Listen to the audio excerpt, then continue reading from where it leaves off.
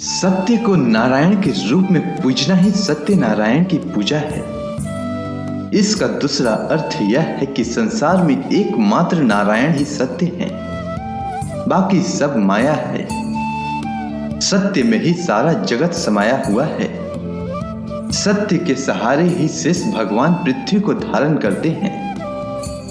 व्रत करने वाले पूर्णिमा, संक्रांति या एकादशी के दिन सायंकाल स्नान आदि से निवृत्त होकर पूजा स्थान में आसन पर बैठकर श्री गणेश, गौरी, वरुण, विष्णु सभी देवताओं का ध्यान करके पूजन करें और संकल्प करें कि मैं श्री सत्यनारायण स्वामी का पूजन व कथा श्रवण सदैव करूंगा।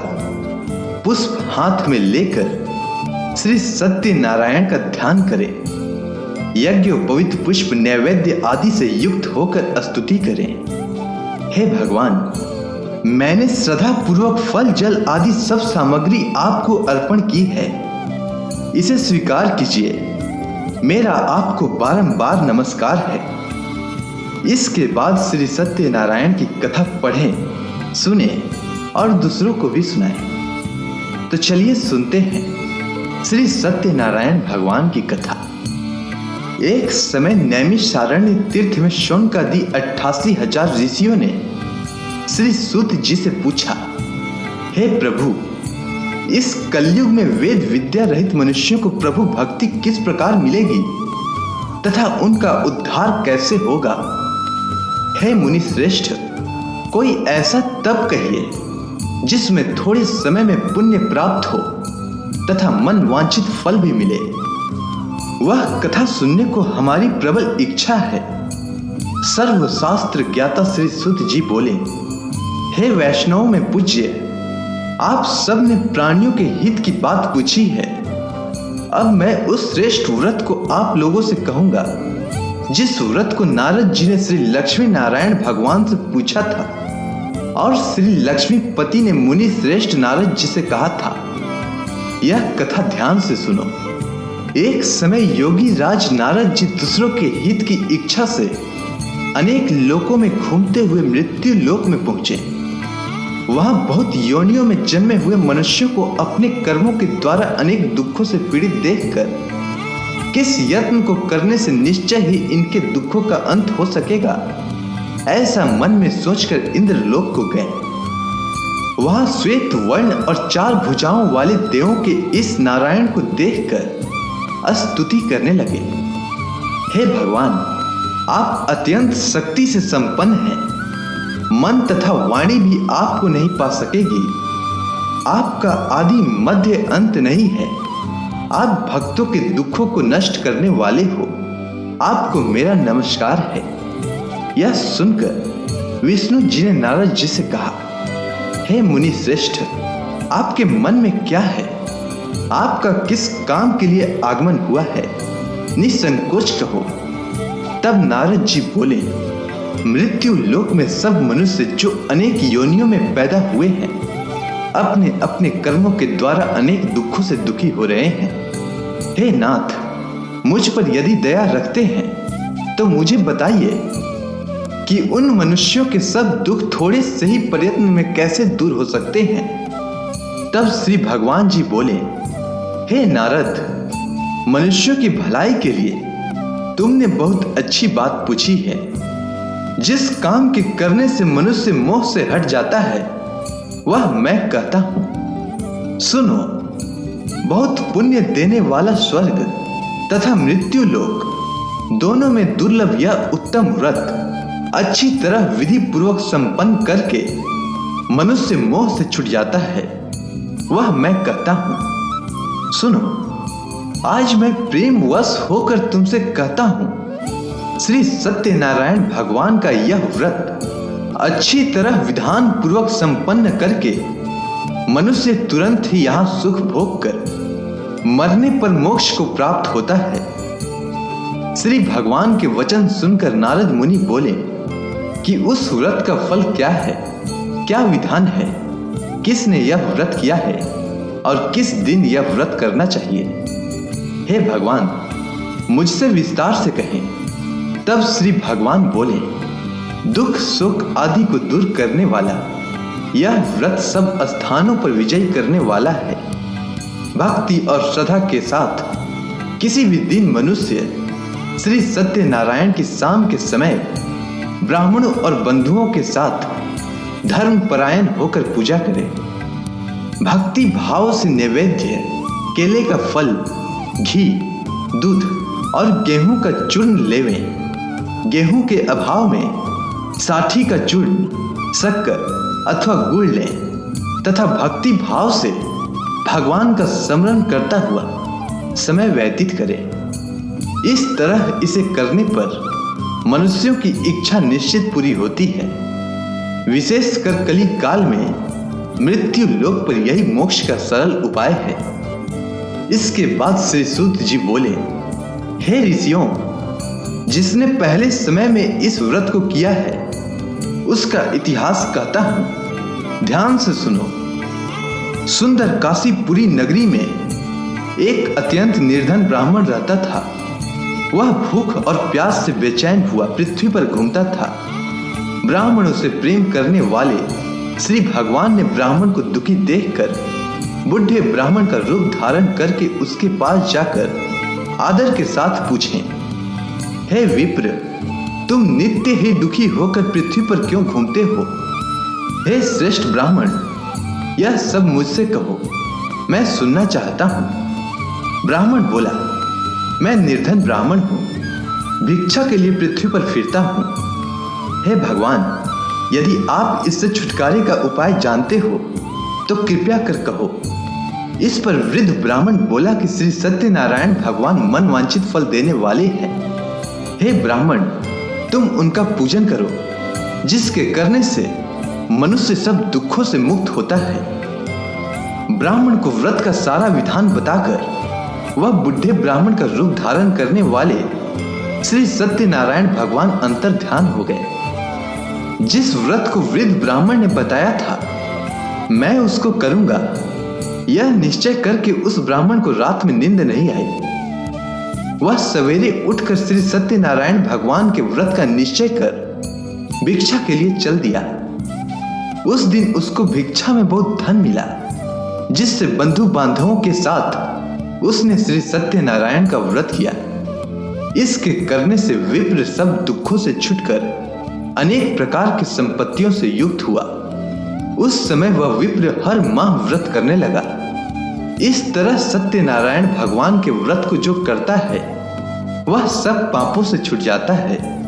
अब क्या कहूं? इस पर ऋषियों ने कहा, हे मुनीश्वर, संसार में इस विप्र से सुनकर किस किस ने इस व्रत को किया, हम सब सुनना चाहते हैं। इसके लिए हमारे मन में श्रद्धा है।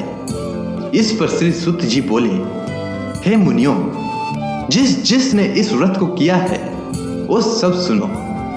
एक समय एक वृद्ध ब्राह्मण धन और ऐश्वर्य के अनुसार बंधु बांधवों के साथ व्रत करने को तैयार हुआ।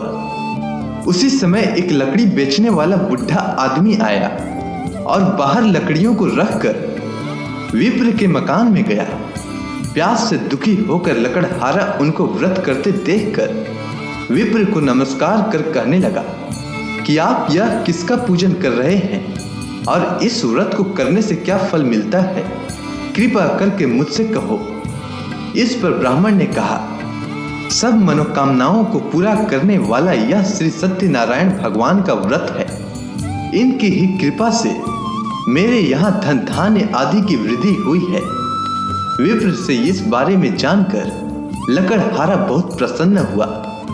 भगवान का चनामृत लेकर और भोजन करने के बाद अपने घर को गया।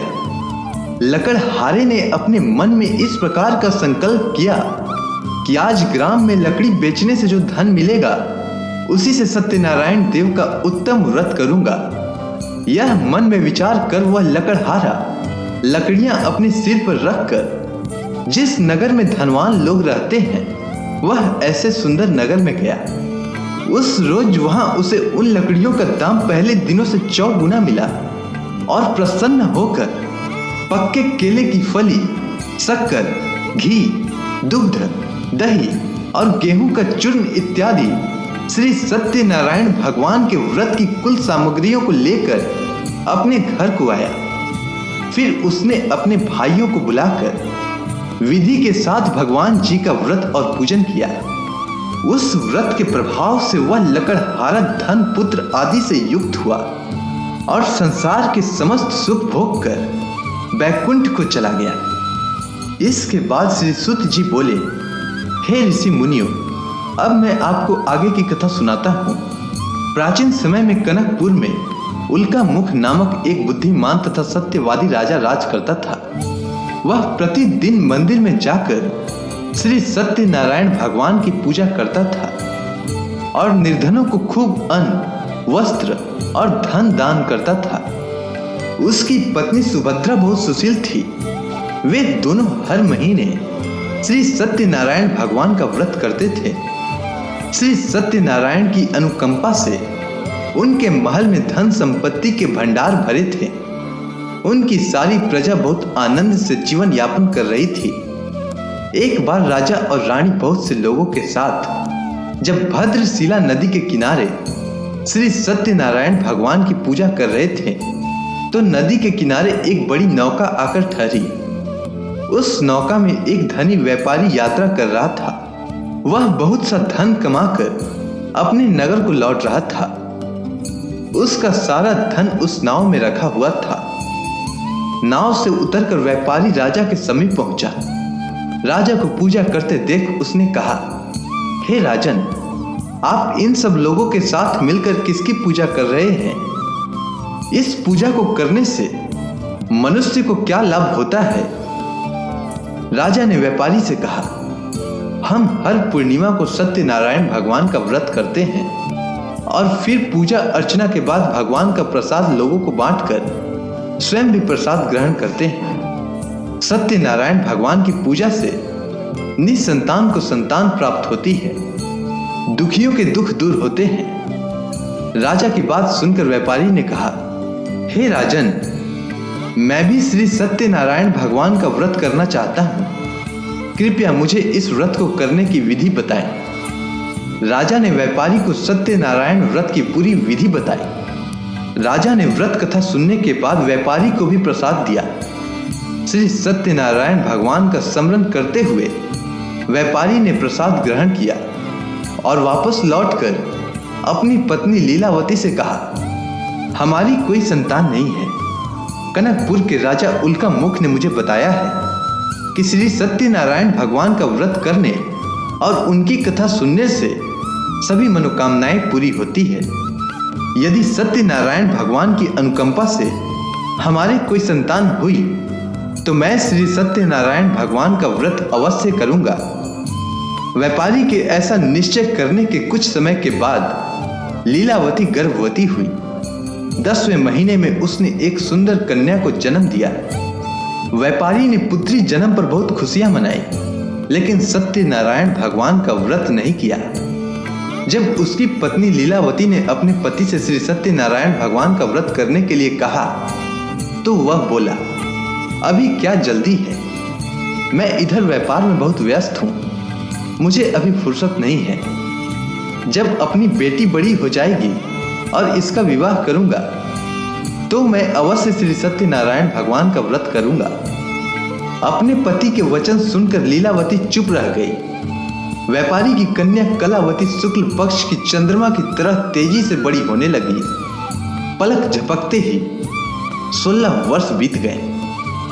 एक दिन व्यापार में बहुत सा धन कमाकर घर लौटे व्यापारी ने अपनी बेटी को सहेलियों के साथ उपवन में घूमते देखा तो उसे उसके विवाह की चिंता होने लगी। व्यापारी ने कलावती के लिए सुयोग्य वर ढूंढने के लिए अपने सेवकों को दूर दूर के नगरों में भेजा। व्यापारी के सेवक कंचनपुर नगर में पहुंचे। उस नगर में उन्होंने एक वणिक पुत्र को देखा। वणिक का बेटा अत्यंत सुंदर और गुणवान था। सेवकों ने वापस लौटकर व्यापारी को उस वणिक के बेटे के बारे में बताया। व्यापारी उस सुंदर लड़के को देखकर बहुत प्रसन्न हुआ और कलावती का विवाह बहुत धूमधाम से उसके साथ कर दिया। दहेज में उसके माणिक पुत्र को बहुत सा धन दिया। कलावती का विवाह भी हो गया, लेकिन व्यापारी ने श्री सत्यनारायण का व्रत नहीं किया। लीलावती ने अपने पति से कहा, नाथ, आपने कलावती के विवाह पर श्री सत्यनारायण भगवान का व्रत करने का निश्चय किया था, अब तो आपको व्रत कर लेना चाहिए। पत्नी की बात सुनकर व्यापारी ने कहा, अभी तो मैं अपने दामाद के साथ व्यापार के लिए जा रहा हूँ। व्यापार से लौटने पर श्री सत्यनारायण भगवान का व्रत पूजा अवश्य करूंगा। यह कहकर व्यापारी ने कई नावों में सामान भरा और अपने दामाद तथा सेवकों के साथ व्यापार के लिए निकल पड़ा। उस व्यापारी द्वारा बार बार व्रत का निश्चय करने और फिर व्रत न करने से सत्यनारायण भगवान क्रोधित हो गए और व्यापारी को दंड देने का निश्चय किया। व्यापारी अपने दामाद के साथ रत्नसारपुर में पहुंचकर व्यापार करने लगा। एक दिन कुछ चोर महल में चोरी करके भाग रहे थे। सैनिक उनका पीछा कर रहे थे। भागते हुए चोरों ने सैनिकों से बचने के लिए चोरी का धन अवसर पाकर व्यापारी के नाव में छिपा दिया। खाली हाथ चोर आराम से भाग गए। चोरों का पीछा करते हुए सैनिक व्यापारी के पास पहुंचे। उन्होंने व्यापारी की नाव की तलाशी ली तो उन्हें राजा का चोरी किया गया धन मिल गया। तब सैनिक व्यापारी और उसके दामाद को बंदी बनाकर राजा के पास ले गए। राजा ने उन दोनों को बंदी गृह में डाल दिया और उनका सारा धन ले लिया। श्री सत्यनारायण के प्रकोप से उधर लीलावती पर भी मुसीबतों का पहाड़ टूट पड़ा। उसके घर में चोरी हो गई और चोर सारा धन चुराकर ले गए। घर में खाने के लिए भी अन्न नहीं बचा। भूख प्यास से व्याकुल होकर व्यापारी की बेटी कलावती एक ब्राह्मण के घर गई। उस ब्राह्मण के घर में श्री सत्यनारायण भगवान की व्रत कथा हो रही थी। उसने भी वहां बैठकर व्रत कथा सुनी और प्रसाद लिया। घर लौटकर कलावती ने अपनी मां लीलावती को सारी बात बताई। इसके बाद लीलावती कलावती से श्री सत्यनारायण भगवान की व्रत कथा की बात सुनकर लीलावती ने भी व्रत करने का निश्चय किया। अगले दिन लीलावती ने अपने परिवार और आसपास के लोगों के साथ श्री सत्यनारायण भगवान की पूजा की। पूजा के बाद सबको प्रसाद बांटकर स्वयं भी प्रसाद ग्रहण किया।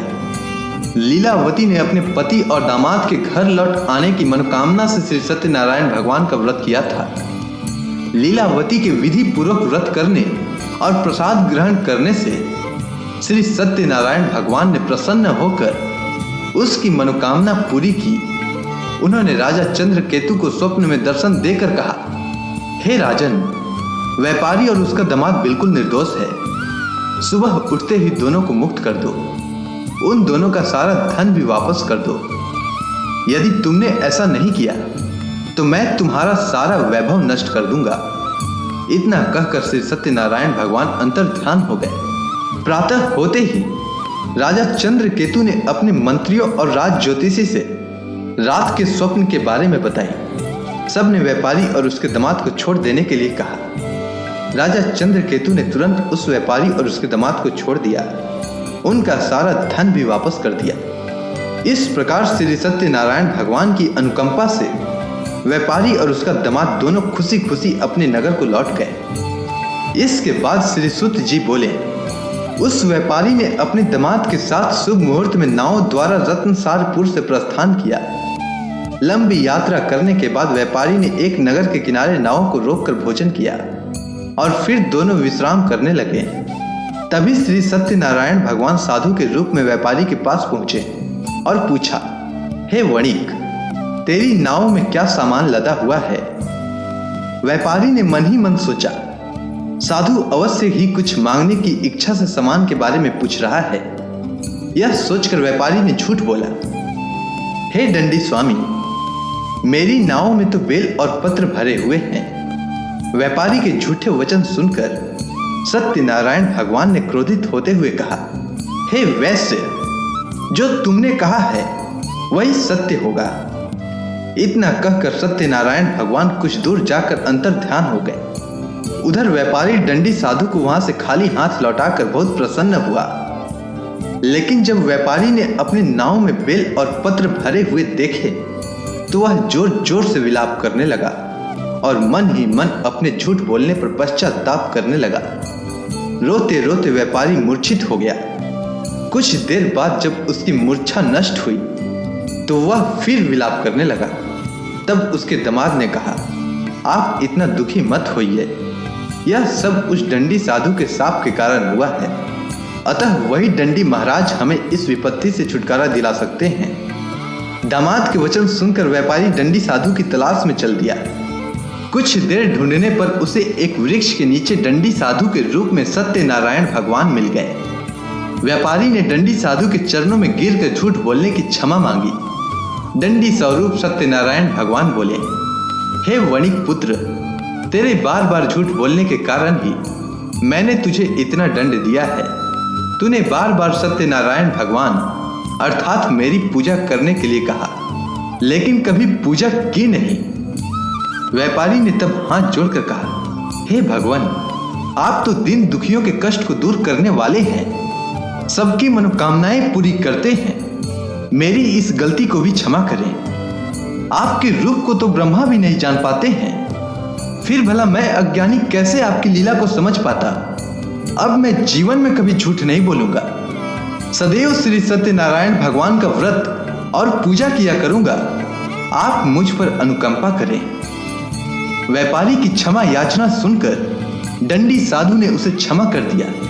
उसी समय व्यापारी की नाव में भरे हुए बेल और पत्ते धन धान्य में परिवर्तित हो गए। व्यापारी ने अपने सेवकों के साथ अगले दिन श्री सत्यनारायण भगवान का व्रत करके उनकी पूजा की।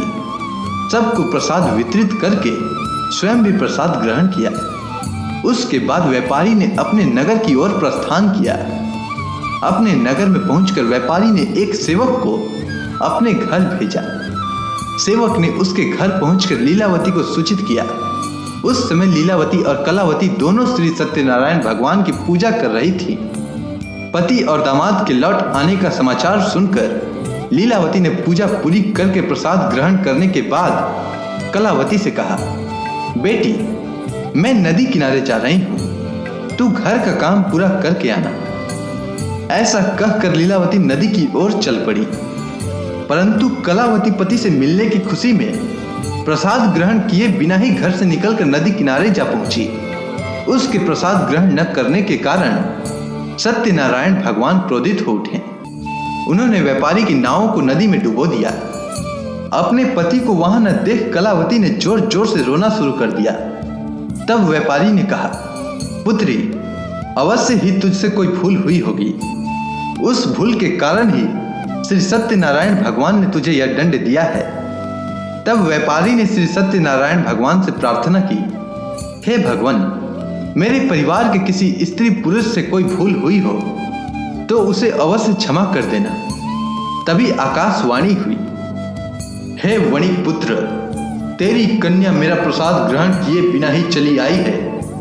यदि अब घर पहुंचकर तेरी कन्या प्रसाद ग्रहण करके वापस आए तो उसके पति के दर्शन होंगे और डूबी हुई नावें भी जल के ऊपर आ सकेंगी। कलावती ने वैसा ही किया। उसके प्रसाद ग्रहण करके वापस लौटने पर नावें जल के ऊपर आ गई। दामाद भी सुरक्षित नदी से बाहर आया। घर लौटकर व्यापारी ने अपने परिवार और बंधु बांधवों के साथ मिलकर विधि पूर्वक श्री सत्यनारायण भगवान की पूजा की और इस पूजा को करने से उसकी सभी मनोकामनाएं पूरी हुई और वह आनंद पूर्वक जीवन यापन करता हुआ विष्णु लोक को चला गया। इसके बाद श्री सूत जी बोले, हे ऋषि मुनियों, मैं आपको और भी कथा सुनाता हूँ। कौशलपुर में एक राजा था तुंगध्वज। उसकी प्रजा उसकी छत्र छाया में आनंद पूर्वक रह रही थी। राजा तुंगध्वज अपनी प्रजा के सुख दुख का बहुत ध्यान रखता था, लेकिन एक बार उसने भी सत्यनारायण भगवान का प्रसाद ग्रहण नहीं किया। तब सभी को चिंताओं से मुक्त करके धन संपत्ति से भंडार भरकर प्राणियों को जीवन के सभी सुख देने वाले श्री सत्यनारायण भगवान ने राजा को प्रसाद न ग्रहण करने का दंड दिया। एक दिन राजा तुंगध्वज जंगल में हिंसक पशुओं का शिकार करने निकला था। तेजी से घोड़ा दौड़कर शिकार का पीछा करते हुए वह अपने सैनिकों से अलग हो गया और देर तक हिंसक जानवरों का शिकार किया। अतः कुछ देर विश्राम करने की इच्छा से वह एक बड़े वृक्ष के नीचे जाकर बैठ गया। समीप ही कुछ चरवाहे सत्यनारायण भगवान की पूजा कर रहे थे। राजा ने उनके पास से गुजरते हुए सत्यनारायण भगवान को नमस्कार नहीं किया। चरवाहों ने राजा को पूजा करने के बाद प्रसाद दिया तो राजा ने उन्हें छोटे लोग समझकर प्रसाद ग्रहण नहीं किया और घोड़े पर सवार होकर अपने नगर को चल दिया। राजा जब नगर में पहुंचा तो देखा कि उसका सारा वैभव तथा धन संपत्ति आदि नष्ट हो गया है। श्री सत्यनारायण के प्रकोप से राजा निर्धन हो गया। तब राज ज्योतिषी ने राजा से कहा, महाराज, आपसे अवश्य ही कोई भूल हुई है। अगर आप उस भूल का प्रायश्चित कर ले तो सब कुछ पहले जैसा हो जाएगा। राजा को तुरंत अपनी भूल का स्मरण हो आया। अतः मंदिर में जाकर राजा ने श्री सत्यनारायण भगवान से क्षमा मांगी और उनकी पूजा की। पूजा के बाद प्रसाद ग्रहण करने से श्री सत्यनारायण भगवान की अनुकंपा से चमत्कार हुआ। राजा का खोया हुआ वैभव पुनः लौट आया। श्री सत्यनारायण भगवान की अनुकंपा से जीवन के सभी सुखों का भोग करते हुए अंत में राजा तुंगध्वज वैकुंठ धाम को गया और मोक्ष को प्राप्त हुआ। श्री सत्यनारायण भगवान के व्रत पूजा को जो भी मनुष्य करता है उसके सभी दुख चिंताएं नष्ट होती है। उसके घर में धन धान्य के भंडार भरे रहते हैं। निसंतानों को संतान की प्राप्ति होती है और सभी मनोकामनाओं को प्राप्त कर मनुष्य अंत में मोक्ष को प्राप्त कर सीधे वैकुंठ धाम को जाता है। श्री सूत जी ने कुछ पल रुक कर कहा, हे श्रेष्ठ मुनियों, श्री सत्यनारायण भगवान के व्रत को पूर्व जन्म में जिन लोगों ने किया उन्हें दूसरे जन्म में भी सभी तरह के सुख प्राप्त हुए। वृद्ध सतानंद ब्राह्मण ने पूर्व जन्म में सत्यनारायण का विधिवत व्रत किया तो दूसरे जन्म में सुदामा के रूप में भगवान की पूजा करते हुए अंत में मोक्ष को प्राप्त कर वैकुंठ धाम को चला गया। उल्का मुख राजा अगले जन्म में राजा दशरथ के रूप में मोक्ष को प्राप्त करते हुए वैकुंठ को गए। व्यापारी ने मोर ध्वज के रूप में जन्म लिया और अपने पुत्र को आगे से चीरकर भगवान की अनुकंपा से वैकुंठ को प्राप्त किया। राजा तुंगध्वज ने अपने अगले जन्म में मनु के रूप में जन्म लेकर भगवान का पूजा पाठ करते हुए लोकप्रिय होकर सदकर्म करते हुए मोक्ष को प्राप्त होकर वैकुंठ धाम को चले गए। हे ऋषि मुनियों, श्री सत्यनारायण भगवान का व्रत और पूजा मनुष्य को सभी चिंताओं से मुक्त करके धन संपत्ति के भंडार को भरकर अंत में जन्म जन्मांतर के चक्रव्यूह से मुक्ति दिलाकर मोक्ष प्रदान करता है। इसीलिए मनुष्यों को यह व्रत अवश्य करनी चाहिए। तो बोलिए श्री सत्यनारायण भगवान की जय।